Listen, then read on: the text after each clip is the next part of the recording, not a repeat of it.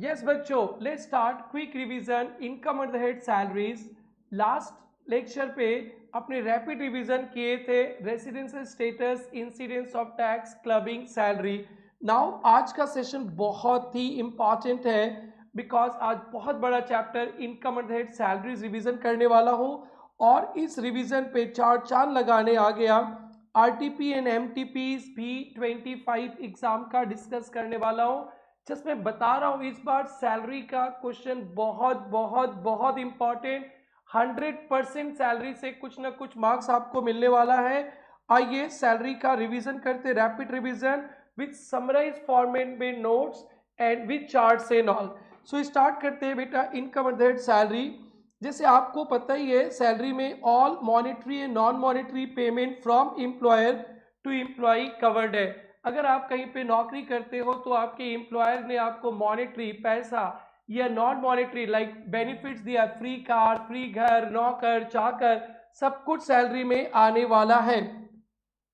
Salary में कोई भी इनकम तभी आता है, कंडीशन है बेटा, contract of service, that is employer और एम्प्लॉय का रिलेशनशिप, देने वाला हाथ एम्प्लॉयर का, लेने वाला हाथ एम्प्लॉय का। अगर ये रिलेशनशिप है तो इसे कहते हैं कॉन्ट्रैक्ट ऑफ सर्विस।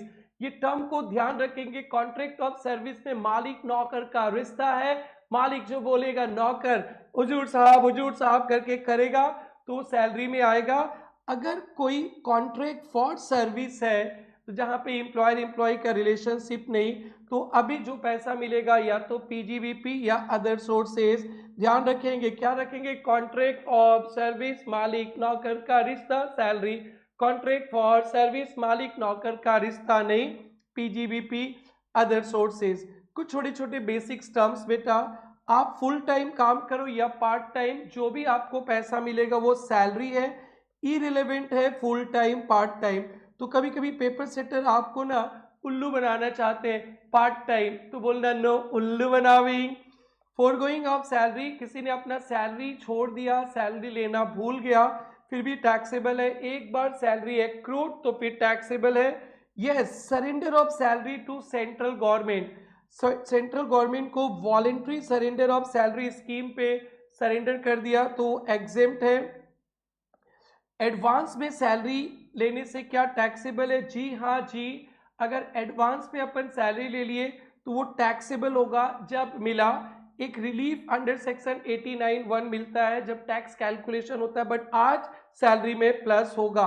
और याद रखना 24-25 हमारा प्रीवियस ईयर है, 24-25 के मार्च महीना पे अगर 25-26 का एडवांस सैलरी ले लिया तो आज टैक्सेबल होगा, नेक्स्ट ईयर फिर से दोबारा टैक्सेबल नहीं होने वाला। आगे पढ़ने वाले सर, लोन लिया है मालिक से या advance against salary not taxable, आगे पढ़ने वाले हैं। लोन होने से इंटरेस्ट वगैरह टैक्सेबल होगा।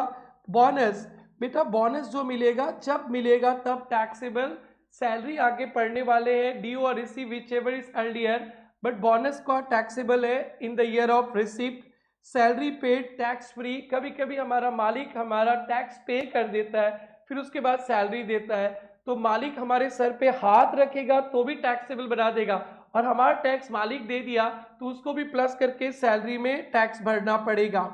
Profit in leave of salary भी सैलरी में टैक्सेबल है। कुछ एग्जांपल्स देख लीजिए, profit in leave of salary, आपका नौकरी टर्मिनेट हो गया, मॉडिफिकेशन हो गया, इस सिलसिले में कुछ कॉम्पेंसेशन मिला, वो सैलरी में टैक्सेबल से कहते हैं profit in leave of salary. Payment from employers provident funds वगैरह से पैसा मिला, की में इंश्योरेंस पॉलिसी से पैसा मिला, ये सबको profit in leave of salary कहते हैं, सैलरी में टैक्सेबल होगा। और payment receive before joining of company और आफ्टर लिविंग, किसी कंपनी को ज्वाइन करने से पहले कुछ पैसा मिला, वो भी सब टैक्सेबल है। चार्जेबिलिटी, ये थोड़ा सा इंपॉर्टेंट है, salary is taxable on due or receive whichever is earlier, आप सबको पता है।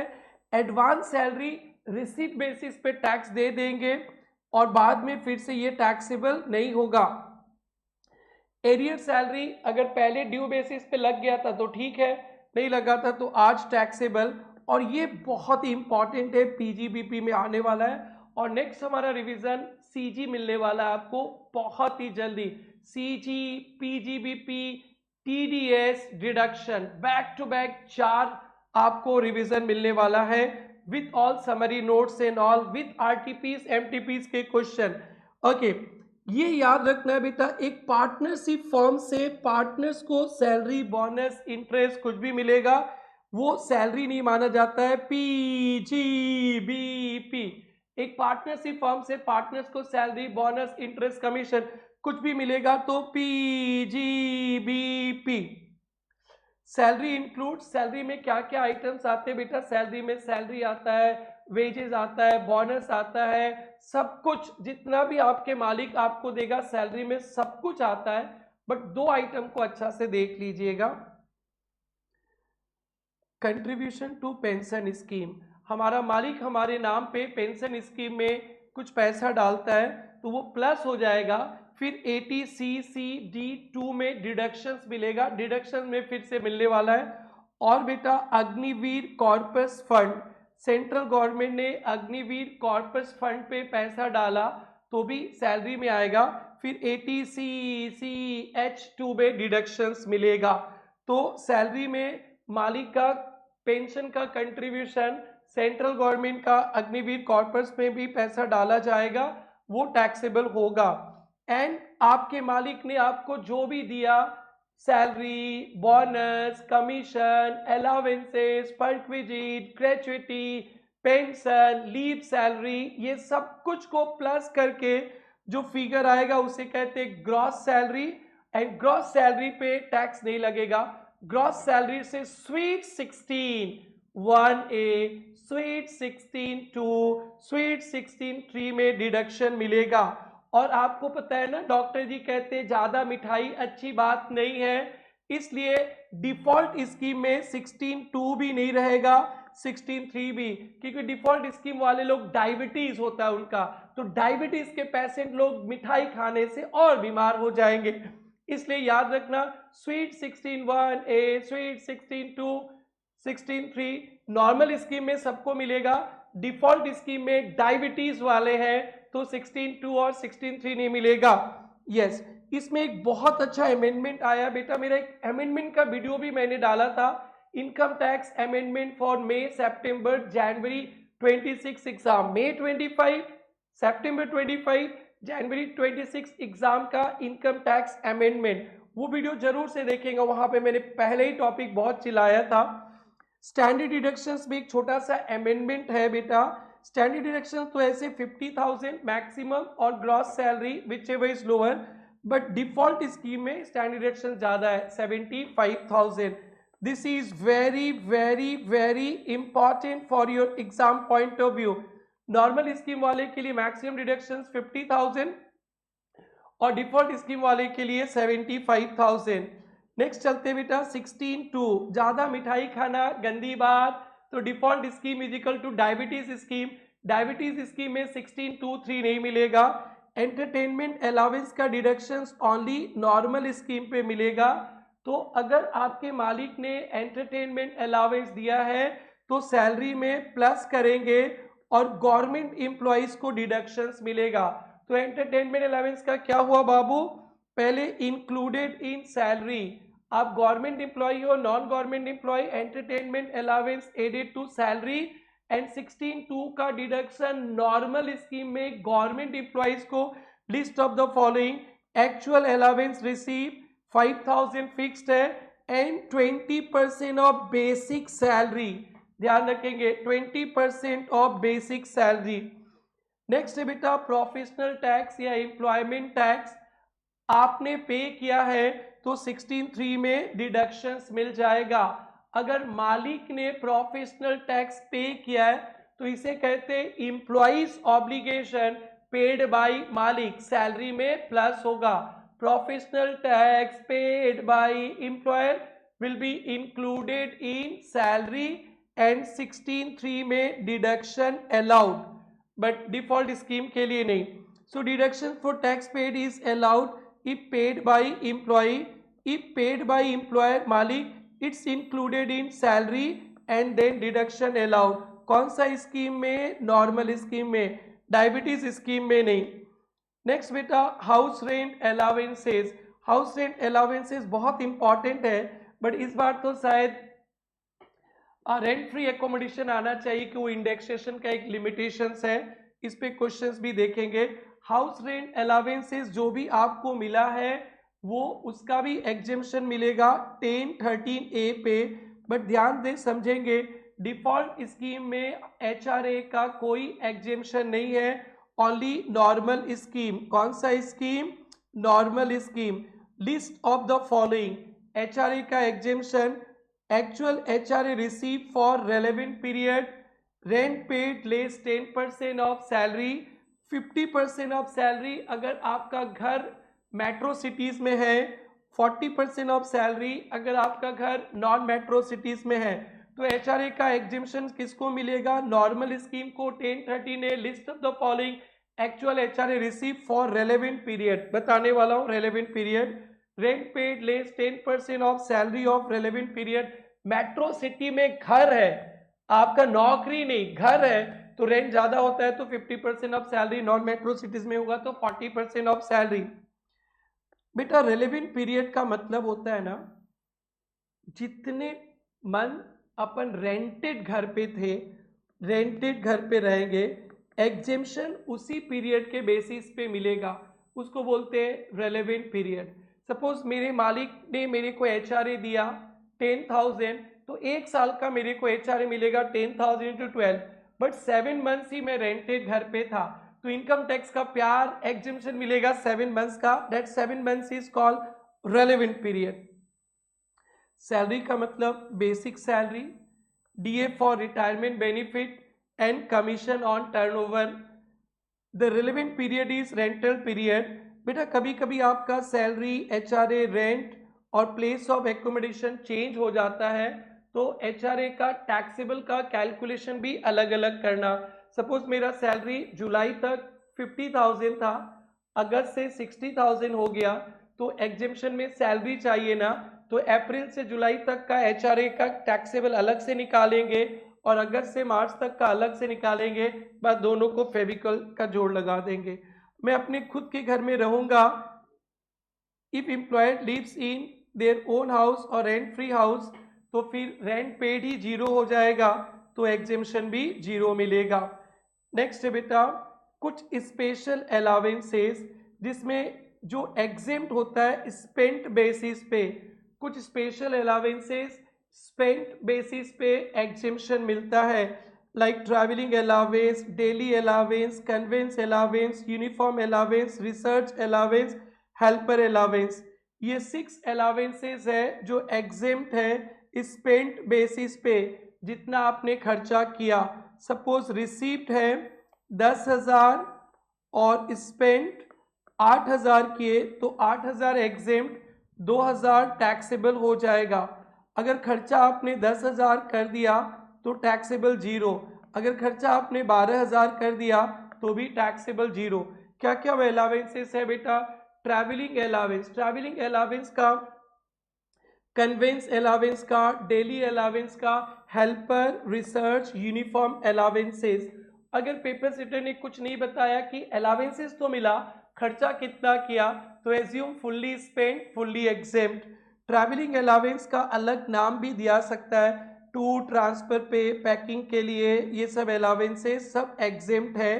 बट वो जो एक डिफॉल्ट स्कीम है डायबिटीज स्कीम, वहाँ पे ज़्यादा प्यार देंगे तो बीमारी बढ़ जाएगा, तो डिफॉल्ट स्कीम पे स्पेशल अलाउंसेस में सेलेक्टेड अलाउंसेस का एग्जेम्पशन मिलेगा, that is travelling allowance, daily और कन्वेंस, ये तीन का ही डिफॉल्ट स्कीम में मिलेगा।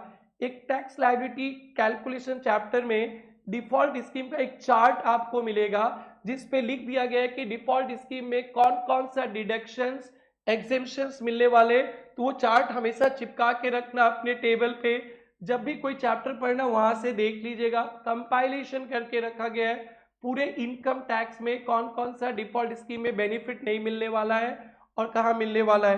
तो बेटा travelling, daily and convince allowance का एग्जेम्पशन दोनों स्कीम पे मिलने वाला है। नाउ बेटा कुछ ऐसे अलाउंसेस हैं जिस पे गवर्नमेंट ने फिक्स कर दिया, स्पेसिफाइड कर दिया कि इतना ही अलावेंसेस मिलेगा। अगर उतना ही अलावेंसेस मिला तो वो फुल्ली एग्जेम्प्ट है, और उससे ज़्यादा मिला तो भी जितना स्पेसिफाइड है उतना ही एग्जेम्पशन मिलेगा, फिक्स्ड अमाउंट। अगर आपको कम मिला तो कम ही मिलेगा, बट एक फिक्स्ड अमाउंट। जैसे children education allowance for education in India, children education allowance मिला है for education India 100 per month पर चाइल्ड। हम दो, हमारे दो, 100 पर मंथ पर चाइल्ड, मैक्सिमम 2 बच्चा के लिए। अगर 3 बच्चा के लिए चिल्ड्रन एजुकेशन अलाउंस मिला तो 2 बच्चा का ही एग्जेम्पशन मिलेगा, और कितना रुपया करके मिलेगा, 100 पर मंथ पर चाइल्ड। यहाँ पे आपको एक्सपेंसेस इग्नोर मारना है, एक्सपेंसेस नहीं देखना है। वो 6 अलावेंसेस में एक्सपेंसेस देखना था, अब 5-6 अलावेंसेस पड़ेंगे जहाँ पे गवर्नमेंट ने फिक्स कर दिया कि इतना ही एग्जेम्पशन देंगे। तो फर्स्ट क्या था, children education allowance in India for maximum 2 children 100 per month पर चाइल्ड।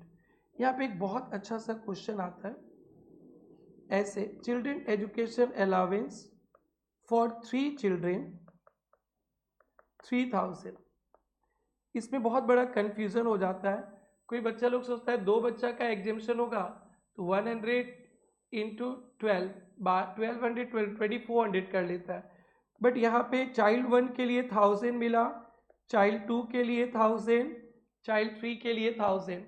सो एग्जेम्पशन यहाँ पे 1000 मिलेगा, यहाँ पे 1000, तो टैक्सेबल हो जाएगा बेटा 1000, बिकॉज एग्जेम्पशन जितना पैसा आपको मिला उससे ज़्यादा तो नहीं होगा। इस एग्जाम्पल को ध्यान रखेंगे। और सर एक्सपेंसेस देखना है बच्चों का, पढ़ाई का नहीं। सिमिलरली हॉस्टल एक्सपेंडिचर अलावेंस, पढ़ाई के लिए हॉस्टल भी है, तो यहाँ पे 300 पर मंथ पर चाइल्ड मैक्सिमम 2, और दोनों मिला एजुकेशन हॉस्टल तो दोनों मिला के 400। नेक्स्ट है बेटा underground allowance 800 per month, tribal area allowance ये 200 पर मंथ। नेक्स्ट है बेटा ट्रांसपोर्ट अलावेंस, ये इंपॉर्टेंट है, और एक ट्रांसपोर्ट सिस्टम, बस इतना ही पढ़ना है आपको एग्जाम के लिए, रैपिड रिवीजन के लिए। ट्रांसपोर्ट अलावेंस ब्लाइंड, डिफ, डम या हैंडीकेप पर्सन्स के लिए ही एग्जेम्पशन मिलेगा 3200 पर मंथ, 3200 पर मंथ। ऐसे ट्रांसपोर्ट अलावेंसेस मिला नॉर्मल पर्सन्स को तो फुल्ली टैक्सेबल। ये एग्जेम्पशंस किसके लिए, ब्लाइंड, डीफ, डम, ऑर्थोपेडिकली हैंडीकेप पर्सन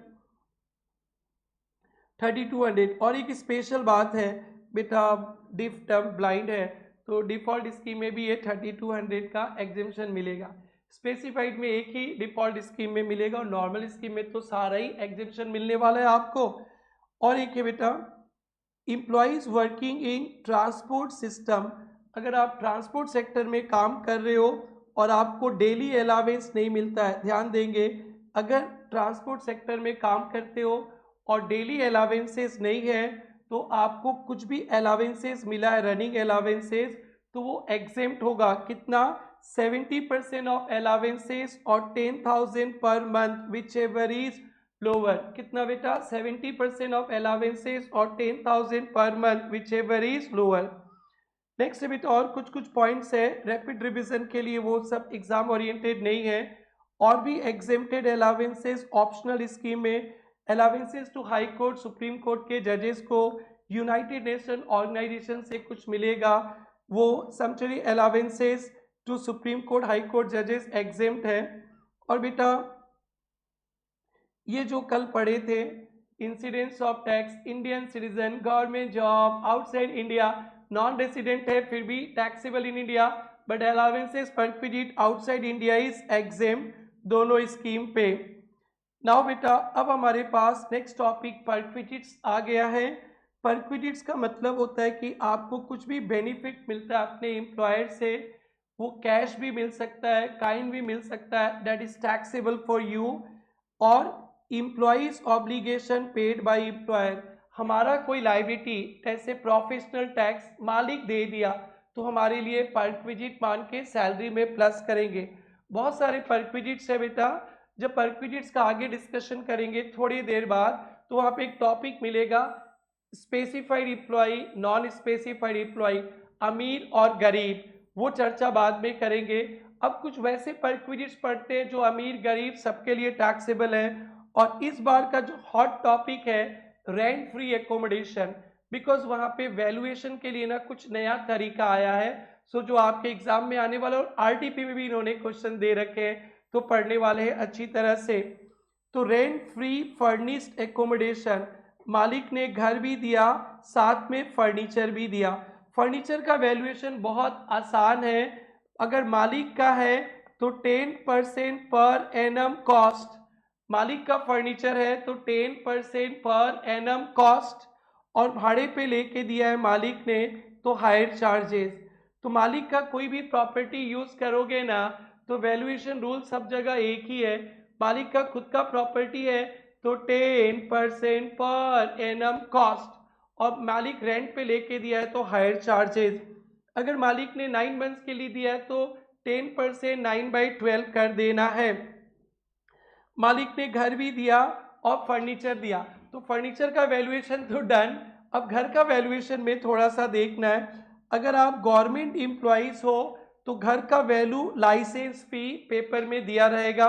और फर्नीचर के लिए क्या बताया बच्चों, 10% पर एनम कॉस्ट, या मालिक का फर्नीचर है तो ये रेंट पे लेके दिया तो higher charges, plus 10% per annum cost of furniture by employer और हायर चार्जेस। और पूरे परक्विजिट्स, पूरे एंटायर परक्विजिट्स का एक नियम है, वैल्यू निकालो और मालिक ने कोई अमाउंट चार्ज किया है तो उससे माइनस कर देना। मालिक ने चार्ज नहीं किया तो फ्री बोलते, फ्री का माल, और मालिक ने चार्ज किया तो concessional, concessional. Other than government employees, अगर आप नॉन गवर्नमेंट एम्प्लॉइज हैं, अंबानी अदानी के साथ काम कर रहे हो, उन्होंने आपको घर दिया है रेंट पे लेके, उन्होंने रेंट पे लेके घर दिया आपको, तो फिर रेंट देखा जाएगा और 15% of salary whichever is lower. Other sectors में मालिक रेंट पे लेके दिया तो मालिक आपके लिए रेंट ही तो खर्चा कर रहा है ना, तो रेंट और 15% of salary whichever is lower, और इसमें फर्नीचर का प्लस कर देंगे 10% per annum cost of furniture और हायर चार्जेस, और मालिक जो चार्ज करेगा वो माइनस कर देंगे।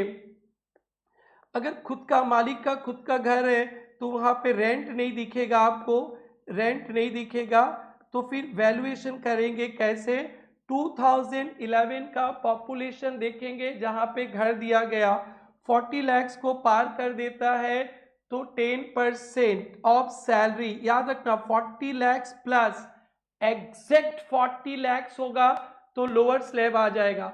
40 लाख से प्लस वाले जगह पे आपको मालिक दिया रहने के लिए घर खुद का तो 10% ऑफ सैलरी परक्विजिट।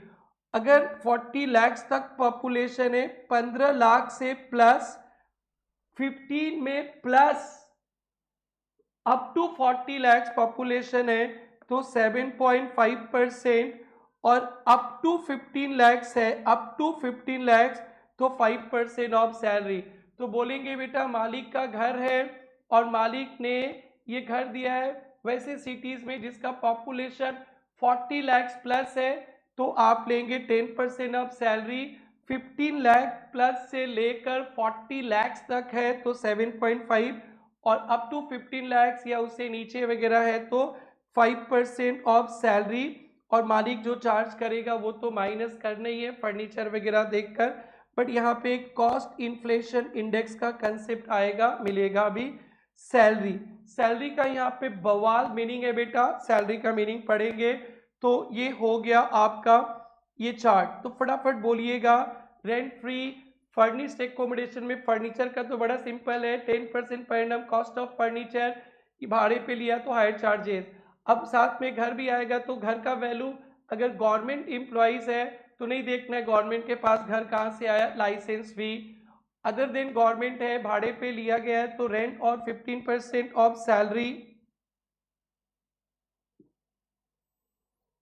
15 नहीं बेटा, रेंट और 10% of salary whichever is lower 10%, और मालिक का खुद का घर है तो पॉपुलेशन देखेंगे पॉपुलेशन 40 लाख से प्लस है तो 10%, 15 प्लस अप टू 40 लाख तो 7.5% एंड बाकी का 5% ऑफ सैलरी, ये ठीक कर लीजिएगा। लास्ट ईयर 15% तक था, अब 10% ही है। सैलरी का मीनिंग थोड़ा सा टेक्निकल है। सैलरी में जितने दिन तक आप मालिक के घर पे थे उतने दिन का सब कुछ सैलरी में आएगा अदर देन परक्विजिट्स। तो सैलरी में क्या क्या आएंगे देखेंगे। Basic salary plus DA for retirement benefit plus allowances का टैक्सेबल अमाउंट, अलावेंसेस का टैक्सेबल अमाउंट प्लस बोनस, आपको कोई भी बोनस मिले, ऑल कमीशन, एचआरए में कमीशन ऑन टर्नओवर था, all commission, other monetary payments like leave salary, gratuity लिख लीजिएगा, लीव सैलरी, ग्रेचुइटी ये सब आएगा। अदर देन परक्विजिट्स नहीं आएंगे, परक्विजिट्स सैलरी के मीनिंग पे नहीं आएंगे, एकोमोडेशन का वैल्यूएशन के लिए, और एम्प्लॉयर्स कंट्रीब्यूशन टू पीएफ भी नहीं आएगा। कभी कभी मालिक आपको होटल में एकोमोडेशन देता है तो होटल चार्जेस और 24% of salary whichever lower less rent ये टैक्सेबल होगा। होटल चार्जेस और 24% of salary whichever is lower, और एग्जेम्प्ट है, होटल एकोमोडेशन पे टैक्स नहीं लगने वाला है if on transfer up to 15 days, on transfer up to 15 days 15 दिन तक दिया है तो टैक्स फ्री परक्विजिट है। कभी कभी मालिक ऑन ट्रांसफर 2 घर दे देता है, सपोज आपका जॉब गुवाहाटी में घर दिया है, शिफ्ट कर दिया गया है कोलकाता में, तो आप गुवाहाटी के घर भी आपके पास कुछ दिन रहेगा और कोलकाता में तो घर मिलने वाला ही है। तो फर्स्ट 90 डेज तक एक ही घर टैक्स लगेगा। पहला 90 डेज तक कोलकाता एंड गुवाहाटी दोनों घर का वैल्यू आप कैलकुलेट कर लीजिए, जो कम होगा उस पर टैक्स देना। 90 डेज के बाद भी दे रखा है तो दोनों घर टैक्सेबल होगा। And this is important, valuation of rent free accommodation is subsequent year. बेटा क्या होता है ना, हर एक साल सैलरी उलरी बढ़ता है तो ये परक्विजिट्स का वैल्यू भी बढ़ जाता है, घर तो वही रहता है हमारे पास, तो फिर एक टैक्स पेयर के लिए प्रॉब्लम लगता है। तो गवर्नमेंट ने क्या बोला, इस साल जो गुप्ता जी ने अभी वैल्यू ऑफ परक्विजिट सिखाया है वो वैल्यू देखना, प्लस लास्ट ईयर का जो वैल्यू था उसको इंडेक्सेशन बेनिफिट देकर करेंट ईयर का निकालना, और जो दोनों में लोअर होगा वही आपके लिए वैल्यू ऑफ परक्विजिट होगा। इस पे बढ़िया क्वेश्चन आरटीपी में डाला है जो अपन करने वाले हैं ये सारे रिवीजन करने के बाद। If employee continues to occupy same rent-free accommodation for more than 1 year, taxable value lower, RFA as calculated and CII adjusted value। CII adjusted value कैसे कैलकुलेट करेंगे, value of perquisite of first year, यानी जो सबसे आपका last year था वही first year, last year ही से शुरू हुआ तो 23-24 will be first year by CII of first year into CII of second year. CII first year 23-24 और सेकेंड ईयर 24-25। अभी नेक्स्ट ईयर के लिए क्या हो जाएगा, value of perquisite of 24-25 by cost inflation index of 24-25 into cost inflation index of 25-26 आगे के लिए। बट आपके एग्जाम के लिए तो CII ऑफ फर्स्ट ईयर होगा 23-24 ही, और accommodation started, year of accommodation started whichever is later, तो भैया अपने पिछले साल से स्टार्ट हुआ तो 23-24 ही ध्यान रखना। कभी कभी रिमोट एरिया पे या कंस्ट्रक्शन साइट पे आपको मालिक घर देता है, वो टैक्स फ्री है इफ 1000 स्क्वायर फीट से कम है, 8 किलोमीटर अवे फ्रॉम म्यूनिसिपैलिटी, और रिमोट एरिया में 30 kilometre from town having population less than 1 lakh, population 1 lakh से कम है और टाउन से 30 किलोमीटर दूर है तो tax free. Rent free official accommodation high Court Supreme court जजेस नॉट टैक्सेबल। अब चलते हैं फ्रिंज बेनिफिट, ये जो भी बेनिफिट पर डे अपने वो सबके लिए टैक्सेबल है।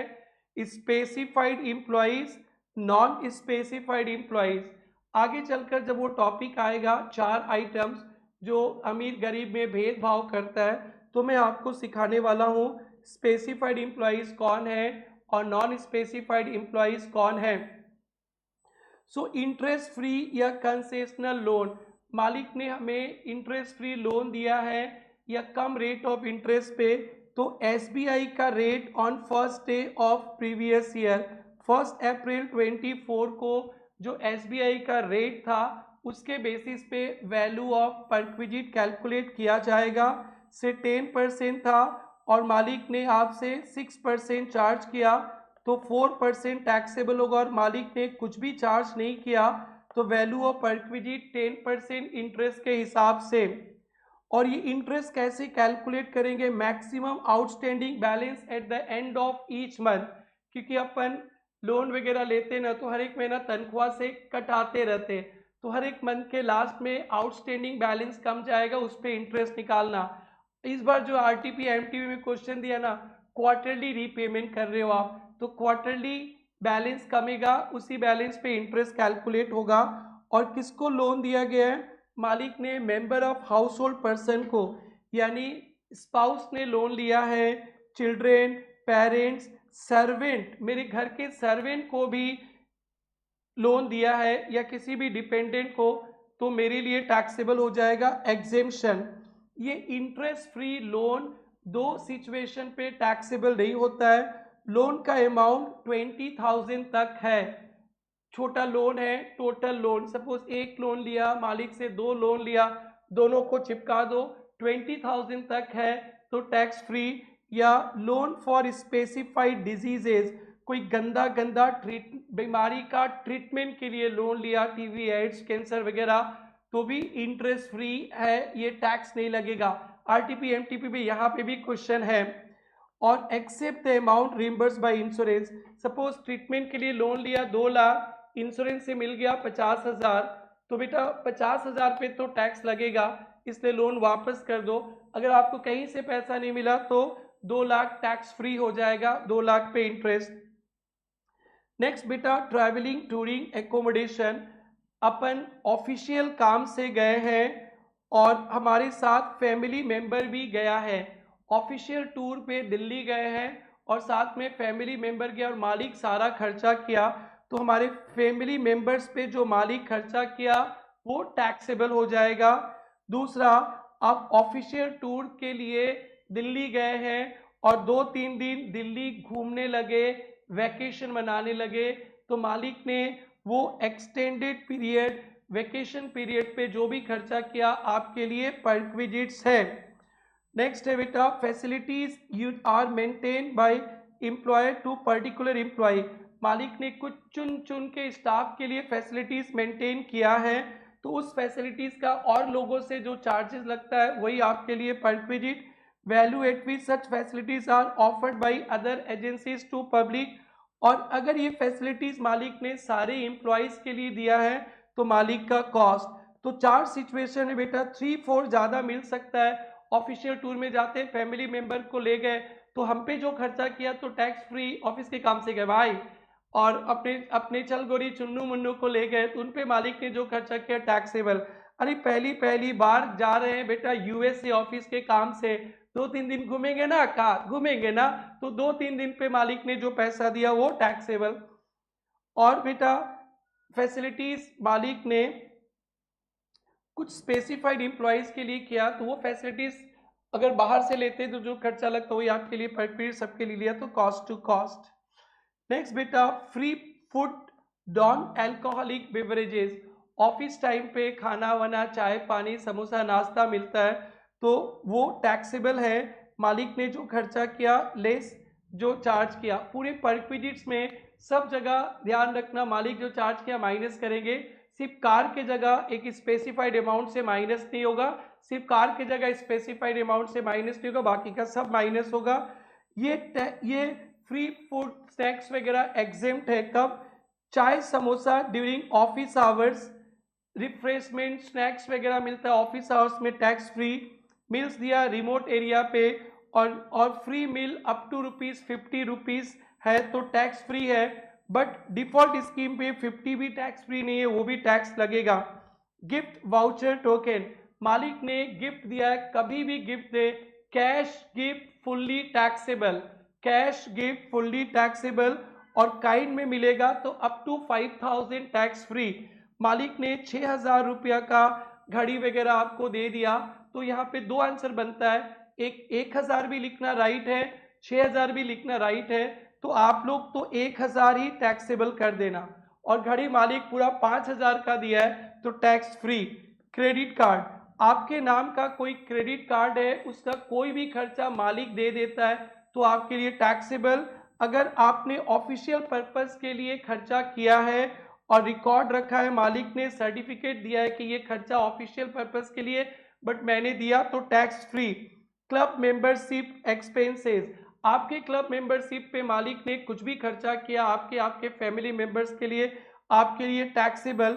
कुछ सिचुएशन में टैक्सेबल नहीं होता है। कॉर्पोरेट मेंबरशिप फी, मालिक ने कंपनी के नाम पे मेंबरशिप लिया, वहां पे फी जमा किया, not taxable. Health sports facility सभी को दिया, नॉट टैक्सेबल। ऑफिशियल पर्पस के लिए किया, रिकॉर्ड रखा गया है, मालिक सर्टिफाई किया, not taxable. Use of movable assets, मालिक का चलता फिरता एसेट्स यूज करेंगे, अदर देन फर्नीचर कवर्ड हो गया, अदर देन कार आने वाला है, वीडियो कैमरा ये सब यूज कर रहे हो तो टैक्सेबल है, वही टैक्सेबल। मालिक का खुद का प्रॉपर्टी है तो 10% पर एनम कॉस्ट, और मालिक ने भाड़े पे लेके दिया तो higher charges, taxable value. But एक बात ध्यान रखना बहुत अच्छा से, लैपटॉप एंड कंप्यूटर मालिक ने आपको यूज करने दिया, tax free perquisite. What? Laptop and computer. Next है, कभी कभी ऐसा होता है कि आपके एम्प्लॉयर आपको पुराना एसेट्स बेच देता है बहुत कम दाम में, तो उसका WDV देखेंगे और मालिक ने जो चार्ज किया वो माइनस कर देंगे, तो वो आपके लिए टैक्सेबल हो गया। सपोज मालिक ने कोई एसेट्स आपको दिया है जिसका WDV सिखाएंगे कैलकुलेट करना 10,000, और मालिक ने आपसे ओनली 2,000 चार्ज किया, तो आपके लिए टैक्सेबल हो गया 8,000, और मालिक पूरा 10,000 चार्ज कर लिया तो खड़ूस मालिक, नथिंग इज टैक्सेबल, और मालिक फ्री में दे दिया, वाह दिलदार मालिक, 10,000 टैक्सेबल। सर WDV के लिए रेट ऑफ डेप्रिसिएशन क्या लेंगे? इलेक्ट्रॉनिक्स कंप्यूटर आइटम मालिक ने आपको ट्रांसफर किया है तो उसका WDV निकालने के लिए 50% WDV for each completed year of use, for each completed year of use के लिए 50% रेट से हर एक साल का डेप्रिसिएशन लगाएंगे। मालिक ने मोटर कार दे दिया तो 20% रेट से डेप्रिसिएशन लगाएंगे each completed year of use. ये दोनों पे रिटेन डाउन वैल्यू मेथड, और कोई दूसरा एसेट्स फर्नीचर वगैरह दिया तो 10% SLM for each completed year of use. मालिक ने 3 साल 11 महीना यूज करके दिया है, 3 years 11 months, तो इग्नोर 11 months, 3 years के हिसाब से डेप्रिसिएशन लगाएंगे। रेट क्या होगा बच्चों?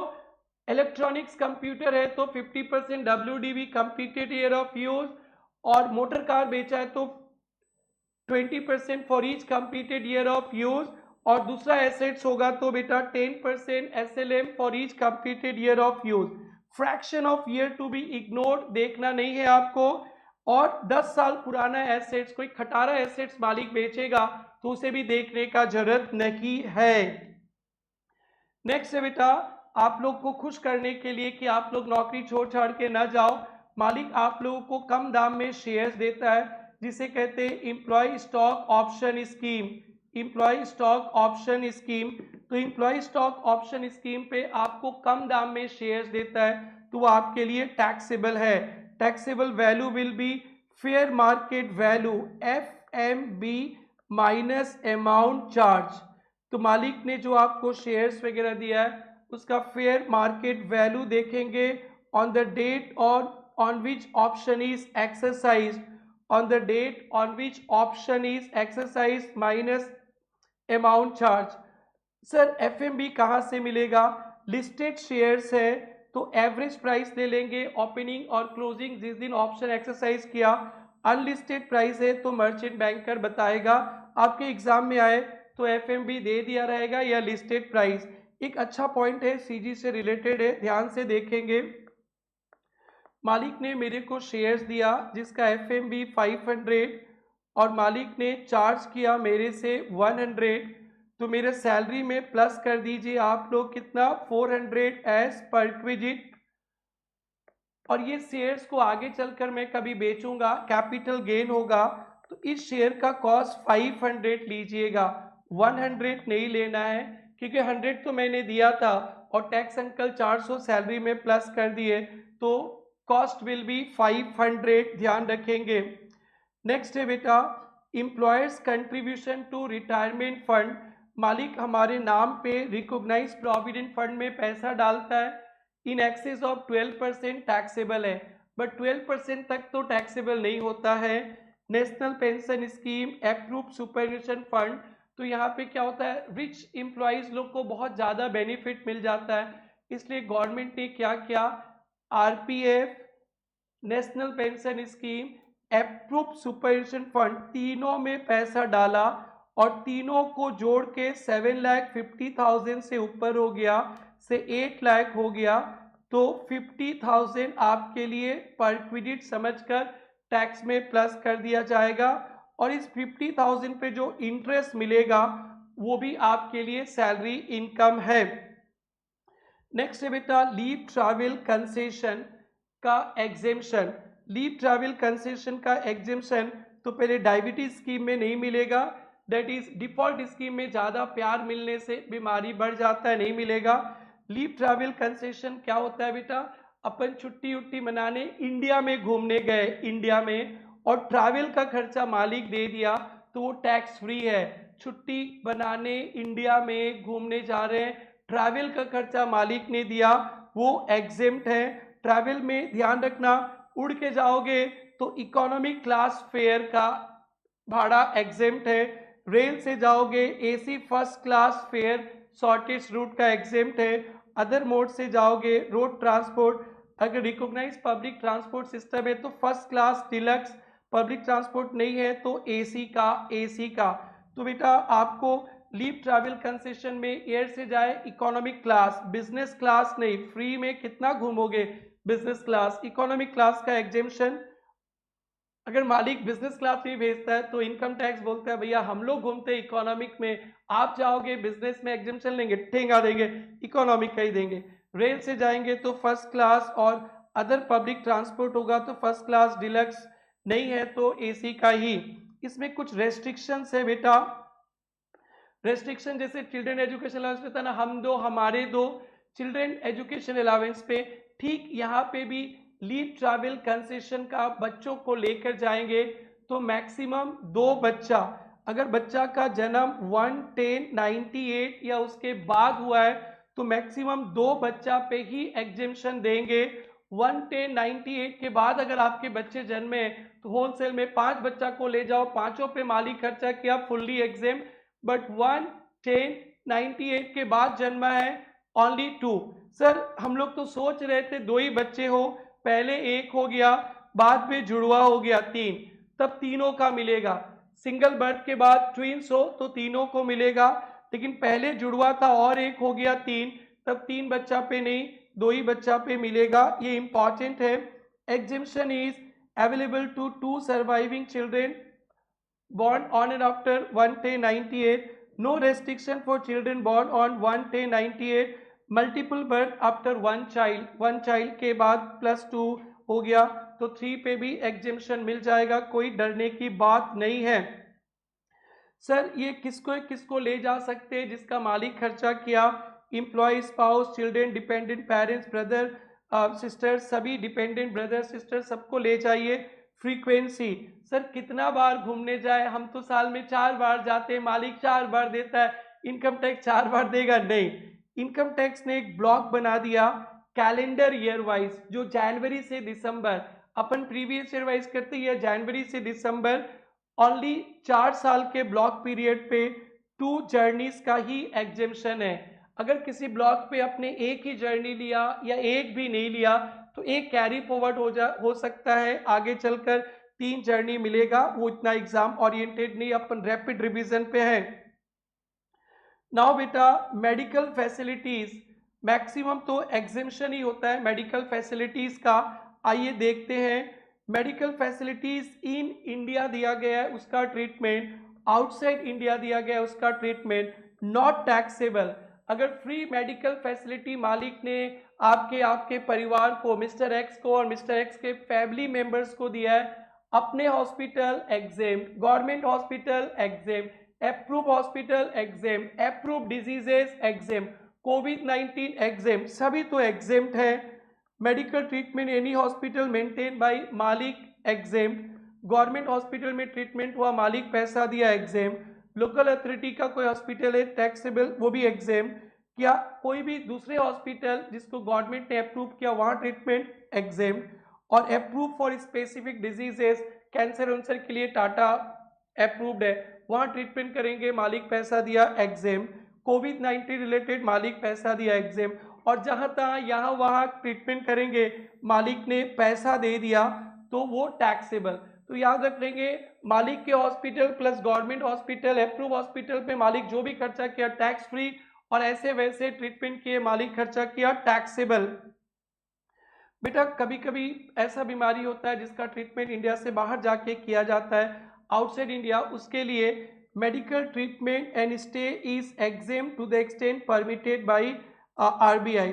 मेडिकल ट्रीटमेंट और स्टे का खर्चा भी एग्जेम्प्ट है जितना आरबीआई का परमिशन है, और ट्रैवल का खर्चा एक अटेंडेंस के साथ भी एग्जेम्प्ट है अगर GTI is up to 2 lakhs। अगर आपका ग्रॉस टोटल इनकम 2 लाख तक है तो इंडिया से बाहर ट्रैवल और वन अटेंडेंट का खर्चा भी एग्जेम्प्ट होगा, और जीटीआई 2 लाख से ज़्यादा है तो मोए मोए टैक्सेबल। कुछ अच्छी अच्छी बातें, मेडिक्लेम पॉलिसी, मालिक ने मेडिक्लेम पॉलिसी लिया वो भी एग्जेम्प्ट है, पर्सनल एक्सीडेंट इंश्योरेंस पॉलिसी का पेमेंट किया वो भी एग्जेम्प्ट है, और जहां पे फैमिली मेंबर्स है उन्हीं के लिए एग्जेम्प्ट है, बाकी के लिए टैक्सेबल। ध्यान से सुनेंगे, spouse children, dependent not dependent, spouse children का पूरा एग्जेम्प्ट है। पेरेंट्स ब्रदर्स सिस्टर्स का भी अगर ट्रीटमेंट कराते if they are mainly wholly dependent on me तो टैक्स फ्री। अगर मेरा भाई भी कोचिंग सेंटर चलाता है वो भी कमाता है और मैं नौकरी कर रहा हूँ, मेरा कंपनी से भाई को ट्रीटमेंट दिला दिया नॉट डिपेंडेंट ऑन मी तो टैक्सेबल।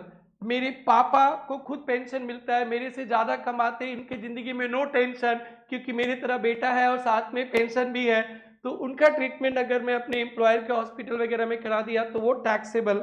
और कुछ गंदा गंदा बीमारी का नाम लिखा है बेटा ये। नेक्स्ट है बेटा, अब जो अपन परक्विजिट्स पढ़ने वाले हैं उसके लिए डेफिनेशन चाहिए अमीर गरीब। तो अपन पढ़ेंगे हु आर अमीर, हु आर गरीब, स्पेसिफाइड एम्प्लॉइज कौन होते हैं, नॉन स्पेसिफाइड एम्प्लॉय कौन होते हैं, फिर उसके बाद 4 परक्विजिट और 2-3 पॉइंट। और क्या, बस आप लोग को मस्ती करते रहना है, आप लोग पढ़ते रहे आराम से। यस, अपने पढ़ने वाले हैं अब कुछ परक्विजिट्स जो स्पेसिफाइड एम्प्लॉय पे हमेशा टैक्सेबल है और नॉन स्पेसिफाइड एम्प्लॉयज पे कैश है तो टैक्सेबल, काइंड है तो नॉट टैक्सेबल। आइए तो देखते हैं स्पेसिफाइड एम्प्लॉय कौन होता है।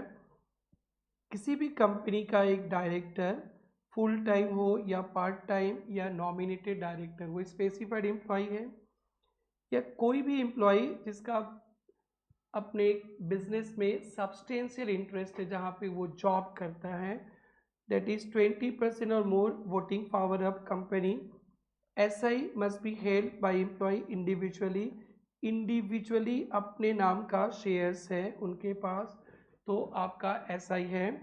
या हाईली पेड सैलरी, यानी अगर आपका 1 साल का income under the head salary, बड़ा घटिया है सबका ही हो जाएगा, income under the head salary 50,000 से ज़्यादा है तो आप स्पेसिफाइड एम्प्लॉय, और इस सैलरी में अपने उन्हीं आइटम को लेंगे जो कैश में मिला है। किसको लेंगे? जो कैश में मिला है।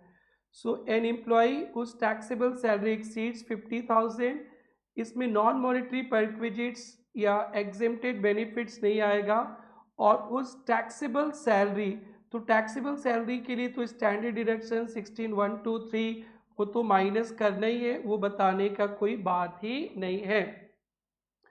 अब अपन चलते हैं, ये तीनों में से कोई एक हो गए तो आप अमीर एम्प्लॉय, और तीनों में से कुछ भी नहीं है तो गरीब एम्प्लॉय। और बेटा जब ये छोटा सा सैलरी जब देखेंगे, आप दो जगह काम करते हैं तो दोनों एम्प्लॉयर का सैलरी प्लस करके टैक्सेबल सैलरी 50,000 से ज़्यादा है, तो आप दोनों में स्पेसिफाइड एम्प्लॉय हो जाएंगे। बट आप किसी एक कंपनी के डायरेक्टर है और दूसरे कंपनी में 2000 में काम करते हो, तो फिर और आप 50,000 वाला में फंसते भी नहीं हो, तो जिस कंपनी में डायरेक्टर हो उधर ही स्पेसिफाइड रहोगे, और जिस किसी छोटे बिजनेस में काम करते हो इररिलेवेंट बात है, वहाँ पे आप स्पेसिफाइड नहीं बनेंगे। तो लास्ट वाला केस में सैलरी देखेंगे, तो सैलरी सभी एम्प्लॉयर से मिल रहा है, सबको प्लस करके देखना है। Now value of motor car या व्हीकल, आपके मालिक ने आपको मोटर कार वगैरह यूज़ करने दिया है। एक बात बता दूं, अगर ये एम्प्लॉयर का कार है तो ओनली स्पेसिफाइड एम्प्लॉयज में टैक्सेबल है। अगर मालिक ने ऑफिस से घर, घर से ऑफिस के लिए दिया है तो टैक्सेबल ही नहीं है। और एम्प्लॉई का कार है, एम्प्लॉई का कार है यानी आपका कार है और मालिक खर्चा कर दिया तो मालिक पैसा दिया, ये सबके लिए टैक्सेबल है, for all employees taxable. Next बेटा, अब इसका वैल्यूएशन करना सीखेंगे। एम्प्लॉयर का गाड़ी और एम्प्लॉयर का खर्चा, तो ये टैक्सेबल स्पेसिफाइड एम्प्लॉइज पे होगा ओनली। किस पे? स्पेसिफाइड। ये काइंड हो गया, अगर मालिक पैसा वैसा दे देता है तो अमीर गरीब सबको धो देना। ऑफिशियल पर्पस के लिए मालिक ने कार दिया है, नॉट टैक्सेबल, बट एक रिकॉर्ड मेंटेन करना पड़ेगा, डॉक्यूमेंट्स। प्राइवेट पर्पस के लिए क्या है, तो मालिक के कार के लिए 10% पर एनम कॉस्ट, मालिक का maintenance cost plus driver salary, plus driver salary, driver salary भी आ जाएगा। यस बेटा, अगर मालिक का गाड़ी है, मालिक ने ही खर्चा किया है, तो प्राइवेट यूज़ के लिए गाड़ी के लिए 10% per annum cost, driver salary, maintenance, और मालिक ने जो चार्ज किया माइनस। ये बहुत मस्त है, मालिक ने कार दिया है मिक्स्ड यूज़ के लिए, मिक्स्ड, आपको ऑफिशियल पर्पस प्राइवेट पर्पस दोनों के लिए दिया है, तो एक फिक्स्ड अमाउंट बता दिया गया है। गाड़ी का इंजन कैपेसिटी देखेंगे अप टू 1.6 लीटर तक है तो 1800 per month taxable, more than 1.6 litre है तो 2400, छोटा गाड़ी 1800, बड़ा गाड़ी 2400, साथ में ड्राइवर जी भी दिया है तो 900 पर मंथ। और ये जो स्पेसिफाइड अमाउंट है, ये जो स्पेसिफाइड अमाउंट है, इससे अमाउंट चार्ज नॉट डिडक्टेड, पूरे परक्विजिट्स में सिखाते आ रहे, वैल्यू निकालो, मालिक चार्ज करेगा, माइनस कर देना। बट कार के जहाँ पे मिक्स्ड यूज है और स्पेसिफाइड अमाउंट है, amount charge is not deducted and days to be ignored. अगर आपके मालिक ने 10 मंथ्स 20 डेज के लिए कार दिया है बोथ पर्पस के लिए, तो 20 डेज को इग्नोर मारेंगे, 10 मंथ्स के लिए करेंगे कैलकुलेशन। नाउ 4 वेराइटीज मिलेगा। एम्प्लॉयर ओन्ड, मालिक का गाड़ी है बट खर्चा आपने ही किया है, तो मालिक ने फ्री कार दे दिया तो अमीर के लिए टैक्सेबल है, पैसा पैसा पैसा देंगे तो सबके लिए टैक्सेबल। तो सेम बेटा, official purpose not taxable, private purpose मालिक के गाड़ी के लिए 10% per annum cost of car, मालिक ने ड्राइवर दिया तो ड्राइवर जी का सैलरी, दोनों पर्पस के लिए दिया, तो यहाँ 18 और 2400 था वो 1/3 हो जाएगा बेटा, 1800 का 600 हो जाएगा और 2400 का 900, ड्राइवर जी भी 900, और यहाँ भी अमाउंट चार्ज नॉट डिडक्टेड और स्पेसिफाइड अमाउंट से नॉट डिडक्टेड, फ्रैक्शंस को इग्नोर। नाउ एम्प्लॉइज ओन्ड, आपका गाड़ी है बट खर्चा मालिक ने दिया, तो मालिक ने आपको परक्विजिट पैसा में दिया तो सबके लिए टैक्सेबल फॉर ऑल।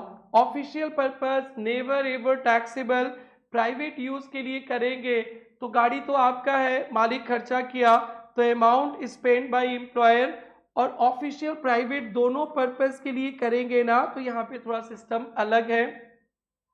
मालिक ने जो भी खर्चा किया उससे ऑफिशियल यूज के लिए माइनस कर देंगे, मालिक ने जो भी खर्चा किया उससे ऑफिशियल यूज के लिए माइनस कर देंगे। गाड़ी का इंजन कैपेसिटी 1.6 लीटर तक है 1800 उससे ज़्यादा है तो 2400, और ड्राइवर जी है तो 900। अगर आपने लॉग बुक मेंटेन किया है कि गाड़ी कहाँ चला, कितना ऑफिशियल कितना प्राइवेट, आपको लगता है कि ऑफिशियल पर्पस के लिए ज़्यादा चला, ये जो एग्जेम्प्टेड अमाउंट है वो कम है, ज़्यादा मिलना चाहिए, हमें डिडक्शन टैक्स कम लगना चाहिए, लॉग बुक मेंटेन करेंगे तो हाई डिडक्शंस मिलेगा। ये मालिक का गाड़ी नहीं, ये एम्प्लॉई का गाड़ी है और मालिक ने खर्चा कर दिया, तो पहला बात सबके लिए टैक्सेबल, दोनों पर्पस के लिए किया, तो मालिक ने जो खर्चा किया उस पर स्पेसिफाइड 1800 या 2400 माइनस करेंगे, ड्राइवर है तो 900 पर मंथ माइनस करेंगे, और अगर आप लॉग बुक मेंटेन किए तो ज़्यादा डिडक्शंस मिलेगा। बेटा other automotive conveyance employee owned आपका है और मालिक खर्चा किया, official purpose not taxable, two wheeler वगैरह, three wheeler private use, amount spend दोनों पर्पस के लिए किया, तो मालिक ने जो खर्चा किया उससे 900 पर मंथ माइनस कर लीजिएगा। नेक्स्ट बेटा कुछ इंपॉर्टेंट नोट्स, जहां जहां पे ऑफिशियल पर्पस था वहां पे आपने बोला था नॉट टैक्सेबल, एक डॉक्यूमेंट मेंटेन करेंगे और सर्टिफिकेट मालिक से लेना पड़ेगा। कभी कभी आपके मालिक ने आपको 2 कार्स दे दिया, 2 कार्स, दोनों ऑफिशियल प्राइवेट सेम पर्पस भी यूज कर रहे हो, तो आप एक ही इंसान हो, एक ही बार तो यूज होगा, तो ओनली 1 कार को मिक्स्ड मानेंगे, एक कार को मानेंगे ऑफिशियल प्राइवेट दोनों, बाकी सभी गाड़ी को मान लेंगे प्राइवेट यूज, बाकी सभी कार्स को। फ्रैक्शन ऑफ मंथ पढ़ लिए थे, इग्नोर्ड, और employees contribution do not reduce specified monthly amount, मतलब वो जहां पे स्पेसिफाइड अमाउंट था पढ़ लिए थे। डोमेस्टिक सर्वेंट, अगर डोमेस्टिक सर्वेंट पे मालिक ने खर्चा किया तो जितना खर्चा किया वो टैक्सेबल, लेस अमाउंट चार्ज, किसके लिए टैक्सेबल, स्पेसिफाइड एम्प्लॉइज में तो हमेशा ही टैक्सेबल, और स्पेसिफाइड अमाउंट पे हमेशा ही टैक्सेबल, और नॉन स्पेसिफाइड में तभी टैक्सेबल होगा मालिक नौकर नहीं देके पैसा दिया। तो ध्यान से देखेंगे, if employer hires the servants perquisite only for specified, if employee hires, आप हायर किए हो और मालिक पैसा देता है तो कैश आ गया, कैश आ गया तो स्पेसिफाइड प्लस नॉन स्पेसिफाइड सब में टैक्सेबल, और कैश नहीं आया काइंड में दिया ओनली अमीर। सिमिलरली गैस, इलेक्ट्रिसिटी, वाटर पे मालिक ने जो खर्चा किया, मैन्युफैक्चरिंग कॉस्ट या जो खर्चा किया आपके लिए टैक्सेबल, अमीर के लिए तो हमेशा टैक्सेबल, गरीब के लिए मालिक ये गैस इलेक्ट्रिसिटी वाटर नहीं देकर पैसा दे दिया, बिल मेरे नाम पे मालिक पैसा दिया, तो क्या अमीर क्या गरीब सबके लिए टैक्सेबल। एजुकेशन फैसिलिटीज बहुत इंपॉर्टेंट है, क्योंकि पढ़ेगा इंडिया तो बढ़ेगा इंडिया, मालिक या तो चिल्ड्रन एजुकेशन अलावेंस देगा आपको या education facility, fee paid by employer, आपके बच्चों के पढ़ाई लिखाई का पैसा मालिक देता है, टैक्सेबल फॉर ऑल, पैसा देखने से अमीर गरीब सब में टैक्सेबल, और educational facilities in employer institute, आप डीपीएस में काम करते हो, डीपीएस के इंस्टीट्यूट में आपके बच्चों को भाई बहन को पढ़ाया जाता है, तो काइंड हो गया, ओनली स्पेसिफाइड के लिए टैक्सेबल, और एम्प्लॉइज चिल्ड्रन के लिए पढ़ाया जा रहा है तो देखा जाएगा cost in similar school up to 1000 per month पर चाइल्ड है तो एग्जेम्प्ट, और 1000 पर मंथ पर चाइल्ड से ज़्यादा है तो फुल्ली टैक्सेबल, फुल्ली टैक्सेबल भी कर सकते हो। सपोज 1200 लग रहा है तो 1000 माइनस करके 200 भी कर सकते हैं, सब कुछ चलेगा, दोनों चलता है, नोट डाल दीजिएगा। और स्पेसिफाइड एम्प्लॉइज के लिए टैक्सेबल है, अदर फैमिली मेंबर्स को एम्प्लॉयर्स के इंस्टीट्यूट में दिया गया तो जो कॉस्ट इन सिमिलर स्कूल होगा वही टैक्सेबल, मालिक आपके रिफ्रेशर कोर्स आपको जीएसटी का ट्रेनिंग, टैक्स का ट्रेनिंग पे खर्चा करता है तो नॉट टैक्सेबल। फी और कंसेशनल जर्नी, तो फी और कंसेशनल जर्नी तो याद रखेंगे, एयरलाइन रेलवे इंडस्ट्रीज अपने एम्प्लॉयज को दे रहा है तो टैक्स फ्री, और बाकी सबको दिया जा रहा है तो पब्लिक से जो चार्जेस लेंगे वही taxable minus amount charge. Tax treatment of employer पे टैक्स, कभी कभी मालिक हमारे परक्विजिट्स पे टैक्स पे कर देता है, नॉन मॉनिटरी परक्विजिट्स पे टैक्स पे करेगा तो हमारे लिए सैलरी नहीं, मालिक के लिए खर्चा भी नहीं। मॉनिटरी परक्विजिट्स पे टैक्स पे करेगा तो मालिक के लिए पीजीबीपी में एक्सपेंसेस, आपके लिए सैलरी इनकम। नेक्स्ट बेटा ग्रेचुइटी, ग्रेचुइटी मिल रहा है आपको टैक्स ट्रीटमेंट ड्यूरिंग सर्विस, आपको ग्रेचुइटी मिले या ड्यूरिंग सर्विस आपको लीव सैलरी मिले, ड्यूरिंग सर्विस आपको ग्रेचुइटी या लीव सैलरी मिले वो गवर्नमेंट नॉन गवर्नमेंट सबके लिए टैक्सेबल। रिटायरमेंट वगैरह पे ग्रेचुइटी मिलता है, government employee fully exempt, retirement पे मिलेगा government employee fully exempt, non government employees को एग्जेम्पशन मिलता है depending on payment of gratuity act से कवर्ड है कि नहीं। अगर आप पेमेंट ऑफ ग्रेचुइटी एक्ट से कवर्ड है तो आपको एग्जेम्पशन मिलेगा। List of the following, amount received 20 lakh specified amount, 15/26 days salary for each completed year of service or in part in excess of 6 months, 15/26 days salary for each complete service part in excess of 6 months। Not covered by payment of gratuity act है तो पहला वाला same ही amount receive, दूसरा वाला भी same ही 20 lakhs, 15 days के जगह half month salary for each completed year of service. यहाँ पे 6 मंथ से ज़्यादा होगा तो +1 हो जाएगा, और यहाँ पे fractions to be ignored. Salary में दोनों का अलग अलग मीनिंग है। सैलरी में अगर पेमेंट ऑफ ग्रेचुइटी एक्ट से कवर्ड है तो बेसिक सैलरी एंड डीए देखेंगे, कवर्ड नहीं है तो basic salary, DA for retirement benefit, commission on turnover achieve by employee, तीनों देखेंगे, basic salary, DA for retirement benefit, commission on turnover achieve by employee, average salary of last 10 months immediately preceding the month of retirement. Suppose आप October में retire हो रहे हैं तो सितंबर तक का 10 महीने का एवरेज देखकर। और बेटा वो जो 20 लाख का लिमिट था वो लाइफ टाइम, अगर पहले रिटायरमेंट लिए थे और इनकम टैक्स से ग्रेचुइटी का 3 लाख बेनिफिट ले लिए थे, आज फिर रिटायर हो रहे हो तो 20 लाख का लिमिट से 3 लाख माइनस करके 70 लाख पे ही मिलेगा। और कंप्लीटेड ईयर ऑफ सर्विस इसका कुछ नहीं, और ग्रेचुइटी दोनों स्कीम पे एग्जेम्प्ट है। पेंशन, पेंशन क्या होता है बेटा, रिटायरमेंट के बाद जिंदगी में नो टेंशन तो मिलता है पेंशन, तो मंथली पेंशन जो मिलता है पीरियोडिकली वो फुल्ली टैक्सेबल है गवर्नमेंट नॉन गवर्नमेंट सबके साथ। और कम्यूटेड पेंशन एक लमसम पेंशन मिलता है, गवर्नमेंट एम्प्लॉयज को मिलेगा fully exempt, non government employees को मिलेगा। तो देखेंगे 100% पेंशन मिलने से कम्यूट कर दिया मतलब छोड़ दिया, तो 100% छोड़ने से जितना मिलता उसका 50% एग्जेम्प्ट है अगर ग्रेचुइटी नॉट रिसीव, और ग्रेचुइटी रिसीव तो 1/3 ऑफ फुल पेंशन एग्जेम्प्ट है। 1/3 ऑफ फुल पेंशन मतलब 60% छोड़ दिया अपन और अपने को 5 लाख मिल गया, तो 5 लाख डिवाइडेड बाई 60% का 1/2 करेंगे, ग्रेचुइटी नहीं मिलता है तो 1/3 करेंगे, ग्रेचुइटी मिलता है तो। और याद रखना बेटा पेंशन का 60% छोड़ दिया तो नेक्स्ट मंथ से 40% अनकम्यूटेड मंथली मिलेगा, टैक्सेबल होगा। नेक्स्ट बेटा कभी कभी डेथ होने के बाद घर वाले को पेंशन मिलता है, तो घर वाले के साथ एम्प्लॉयर एम्प्लॉय का रिलेशनशिप नहीं है तो इनकम फ्रॉम अदर सोर्सेस पे आएगा, जो एग्जेम्प्ट है 1/3 मैक्सिमम 15,000। यहाँ भी अमेंडमेंट हुआ है, ये डिफॉल्ट स्कीम में 25,000 का एग्जेम्पशन है और दोनों स्कीम पे।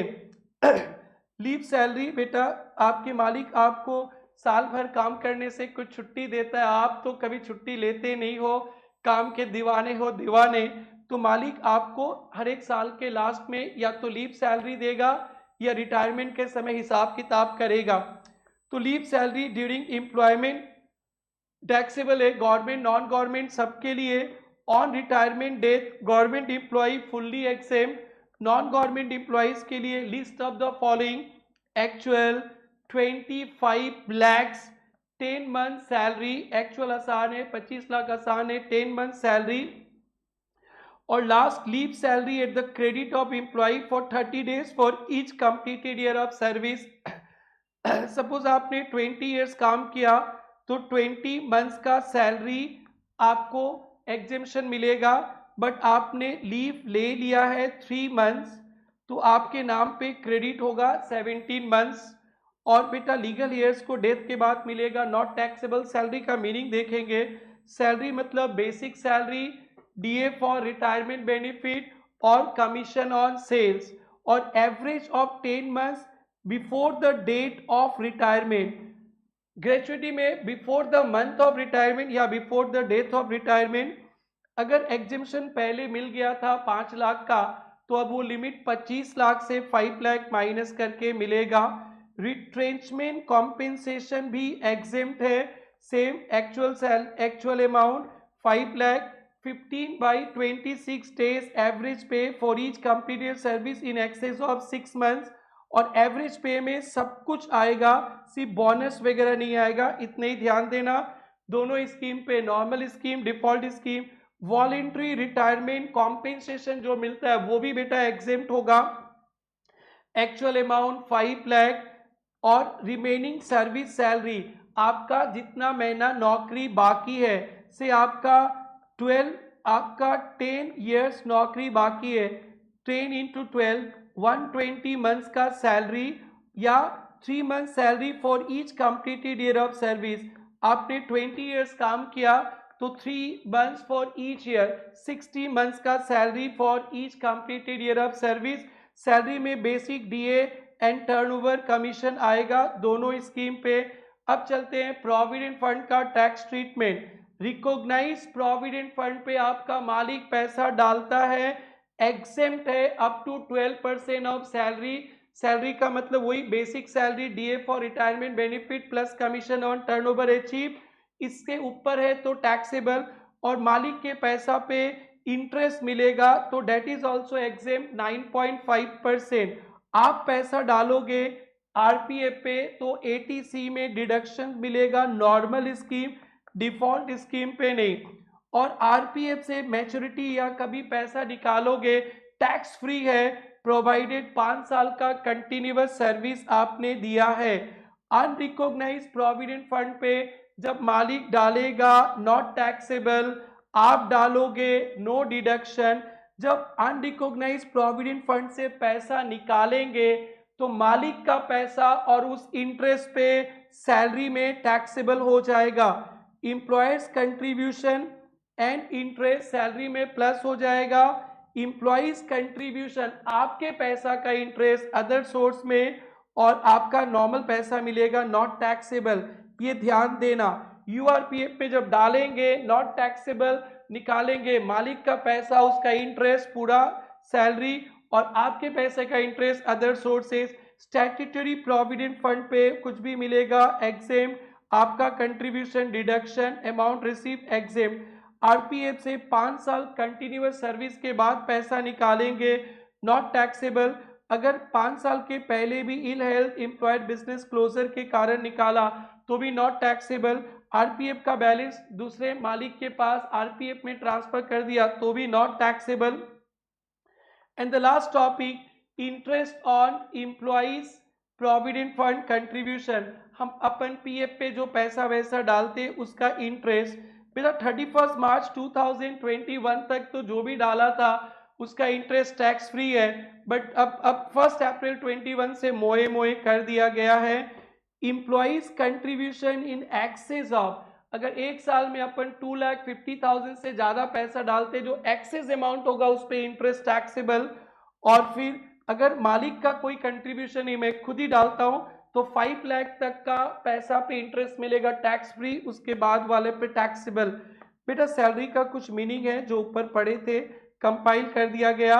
Now the most awaited question comes into picture, RTP MTP series 1 2025 जब मैं शूट कर रहा हूं सीरीज 2 आया ही नहीं। तो बेटा सैलरी इस बार पक्का, अब की बार सैलरी की बार।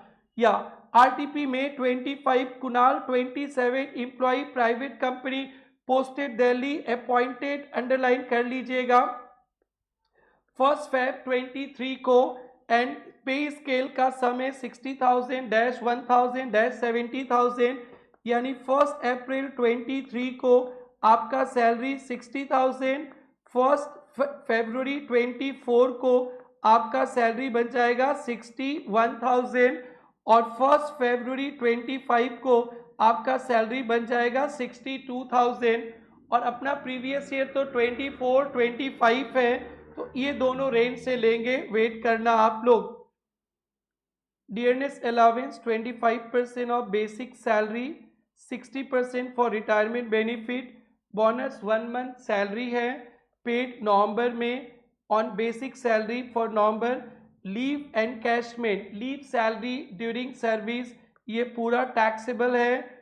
He also provided with a car, 1 दिसंबर को मालिक ने कार दिया, क्यूबिक कैपेसिटी एक्सीड्स 1.6 लीटर पड़े थे ना, वो 6 मालिक ने गाड़ी दिया विथ ड्राइवर ऑफिशियल पर्पस दोनों के लिए। Motor car is own by मालिक, एक्सपेंसेस भी मालिक, तो 1800-2400 वाला चक्कर है बेटा। इस एम्प्लॉयर एक लोन दिया है आपको, इक्वल इंस्टॉलमेंट पे पढ़ेंगे धीरे धीरे। आपके मालिक ने आपको रेंट फ्री एकोमोडेशन दिया है, परक्विजिट्स वैल्यू लास्ट ईयर, या this is very very very very very important.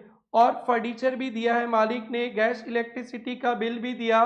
Cost inflation index is colleague gifted mobile phone 45,000। You are required to compute income chargeable under salary.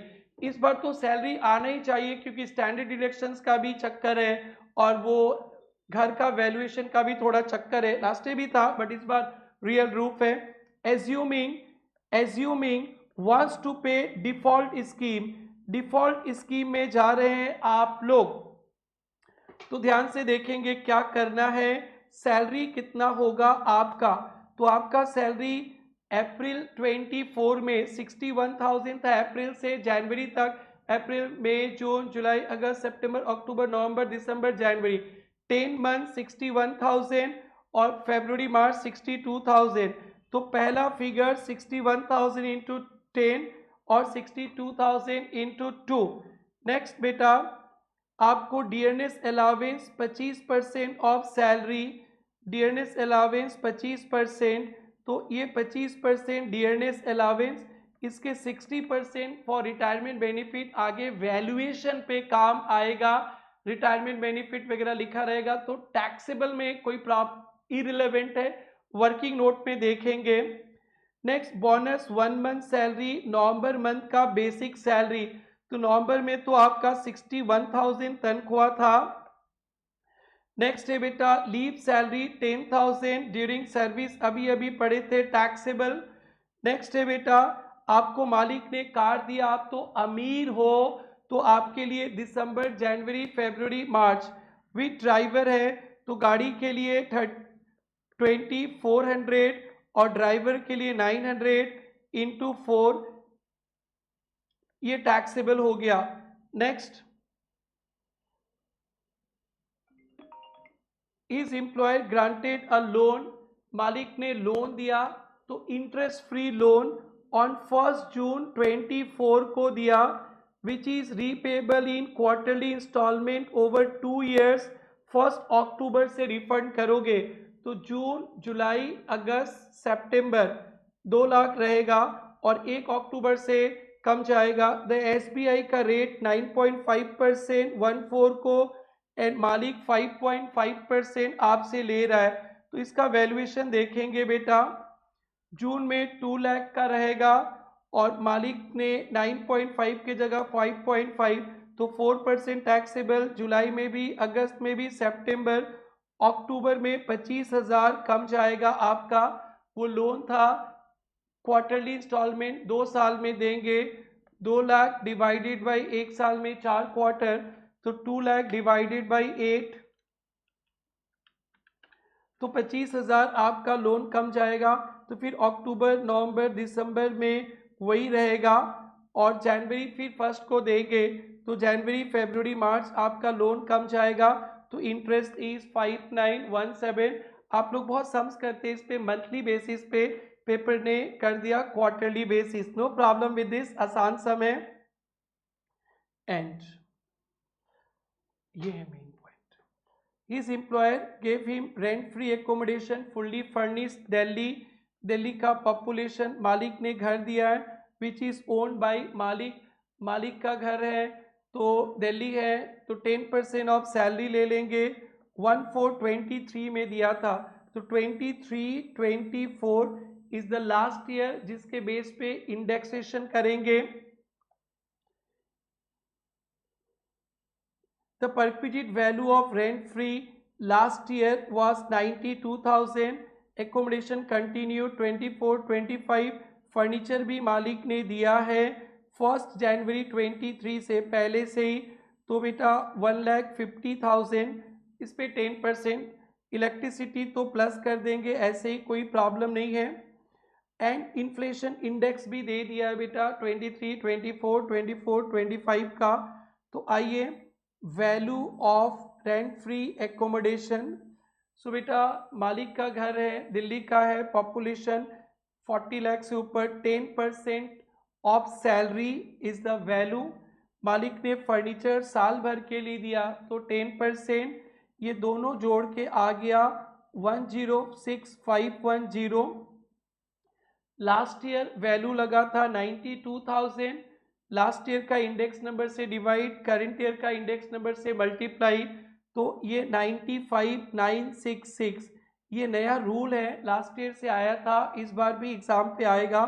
तो value of perquisite ऐसे करें तो 106,510, but indexation benefit से 95,966 ही salary में plus करना है आपको।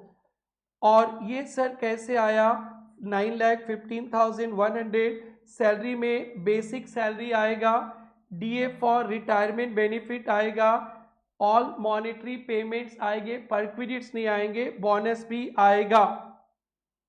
और यहाँ पे कुछ लिखा है इलेक्ट्रिसिटी वाटर, ये 5,000 इंटू 12 60,000।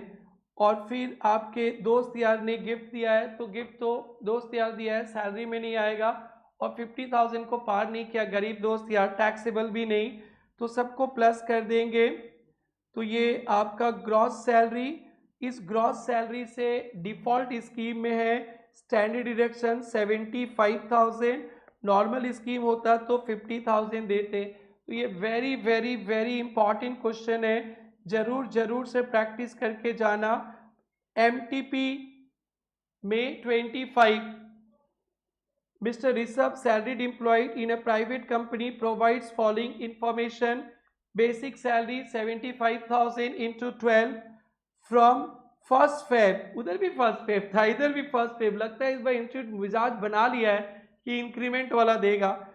85,000 हो गया, तो यानी जनवरी तक 75, बाद में 85, डियरनेस अलावेंस सक जाएंगे, contribution to recognise provident fund 18% of basic salary, 12% तक एग्जेम्प्ट रहेगा। Employees also contribute same amount, eighty C में डिडक्शन नॉर्मल स्कीम पे। प्रोफेशनल टैक्स 2200 नॉर्मल स्कीम में माइनस करेंगे, 1800 मालिक दे दिया इसमें से तो सैलरी में प्लस करेंगे। House rent allowance, rent paid Bangalore, वाह एकोमोडेशन का होना चाहिए, एचआरए दे दिया। लोन 2 लाख का था, medical treatment of brother of TB treatment, interest charge 5%, outstanding no reimbursement. तो बोले थे ना मेडिकल ट्रीटमेंट के लिए, गंदा गंदा बीमारी के लिए लोन लिया गया है तो वो टैक्स फ्री है, तो ये टैक्स फ्री हो जाएगा।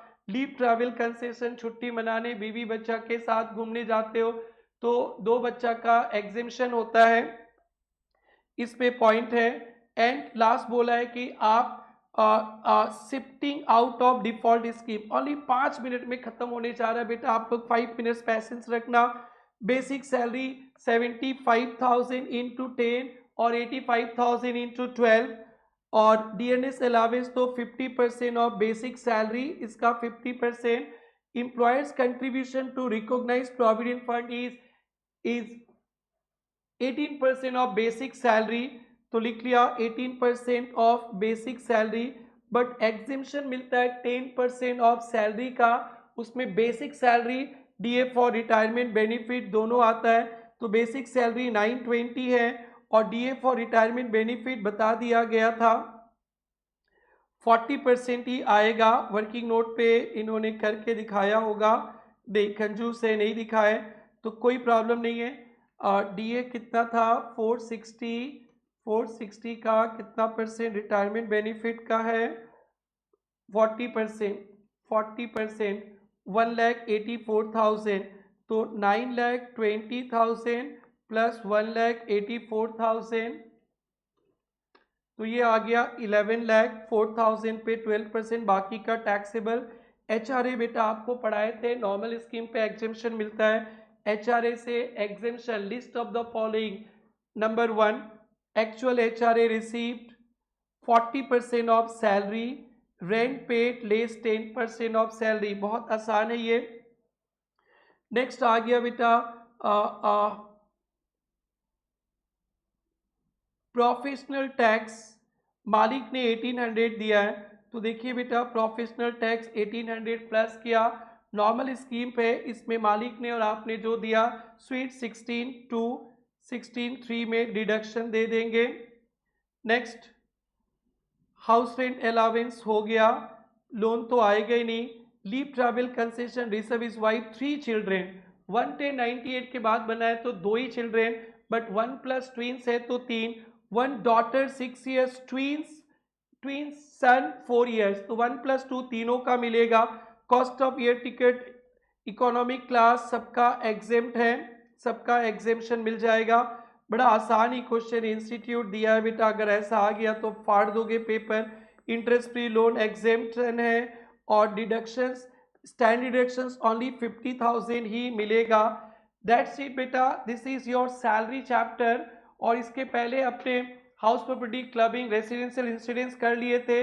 अब नेक्स्ट आप इंतजार कीजिए CG, PGBP, TDS deductions. Thank you, enjoy your taxation rapid revision.